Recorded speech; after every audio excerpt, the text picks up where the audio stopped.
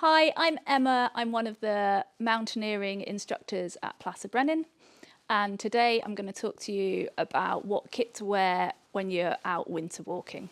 When I'm out winter walking or mountaineering, I always carry a big snugly warm jacket for those times when I'm stood around for long periods and it's got really cold, or the weather's got really bad and we're having to walk a bit slower, having to navigate, and obviously your body cools down. The jacket needs to be synthetic, and that's because Scotland is often a very damp environment, so it needs to be able to cope with getting wet. I tend not to ever pack down in Scotland just because it can't cope with wet weather. One of the most important bits of kit will be your set of waterproofs. Can the arms go over a pair of gloves? Make sure you've got a big protective hood that's adjustable. Make sure you've got lots of pockets to put your compass, your food, your map into, and make sure it's big enough to go over lots of layers. So you're going to need a good pair of waterproof trousers.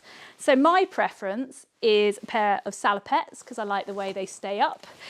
Making sure that they are long enough and also neat so that when you're wearing your crampons, you're not going to cut your trousers. Another top tip is having a full zip means it's a little bit easier as a woman to go to the toilet. When you're walking in winter, it's really important to have a good layering system. If you're working really hard, you can take some layers off, and if the terrain gets a bit easier and you're not having to work so hard, you can actually put some layers on. One of my personal preferences in winter is a gilet. It keeps your core warm and it allows you to breathe. One of the things we often find is people don't have enough pairs of gloves. So I often have a lighter set for walking if the conditions aren't too bad, but often I'll also have some really thick, chunky gloves to keep you warm on those really cold weather days. Making sure you've got a good selection of gloves is really important.